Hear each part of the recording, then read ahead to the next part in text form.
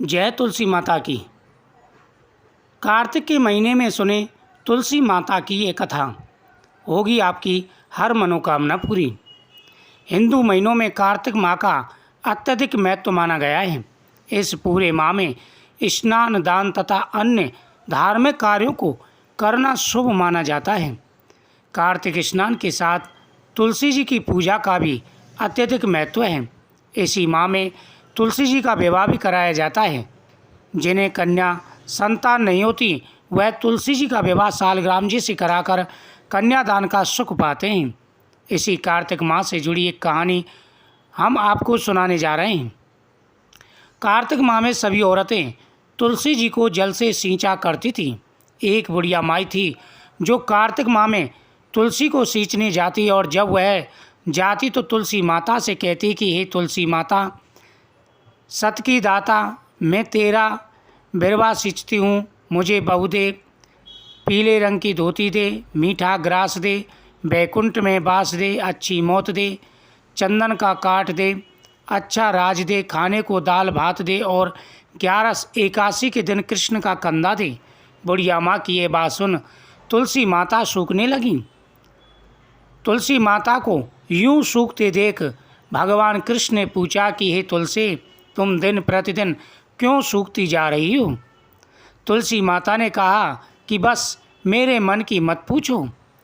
भगवान कृष्ण ने कहा कि मैं नहीं पूछूंगा तो तुम्हें कौन पूछेगा?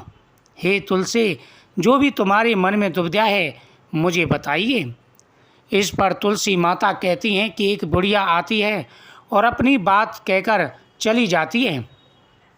मैं उसकी सभी बातें पूरी कर दूंगी, लेकिन कृष्ण का कंधा कहाँ से लाऊंगी?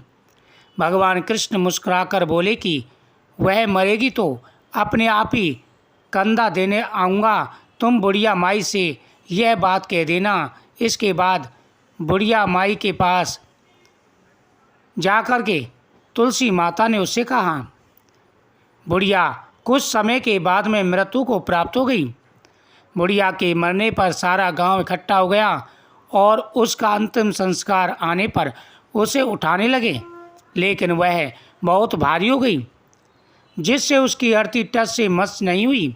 सभी बोले कि यह तो बहुत संस्कारी थी, बहुत पूजा पाठ करती थी, कोई पाप इसने अपनी ज़िंदगी में नहीं किया, हमने इसको कोई पाप करते हुए नहीं देखा, फिर भी यह इतनी भारी कैसे हो गई?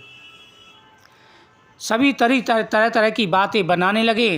कोई कहता ये पुण्यवान थी, कोई कहता ये बड़ी पापिन थी। इस प्रकार से अनेक प्रकार की बातें बुढ़िया माई के बारे में लोग कहने लगे।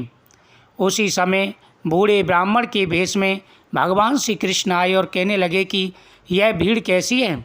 तब गांव वाले बोले कि एक बुढ़िया मर गई है और वह इतनी पापिन थी कि उसकी अर्थी नहीं उठ रही, बहुत भारी हो गई है। भगवान बोले किसी के बारे में ऐसा नहीं बोलना चाहिए, चलो जरा मैं भी देखता हूँ कि बुढ़िया माई कैसे नहीं उठ रही।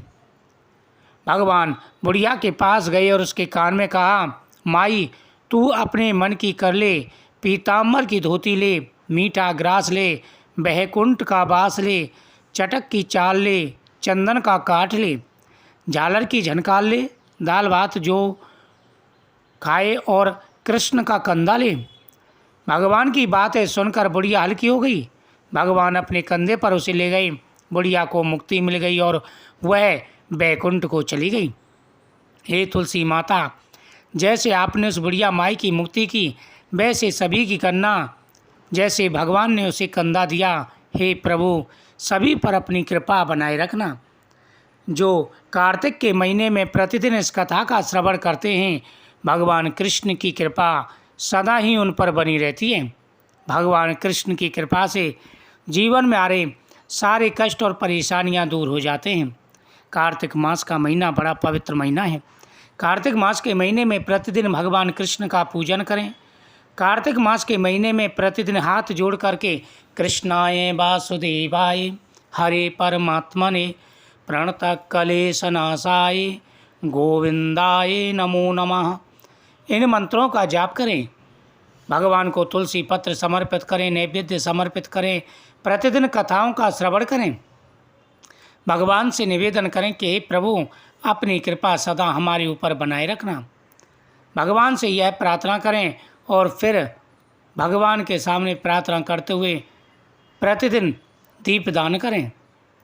मंदिर में, भगवान शिव के सामने, पीपल वृक्ष के नीचे, गौशाला में, जहाँ जैसा हो दीपदान करें। और तुलसी माता के सामने दीपक जरूर जलाएं।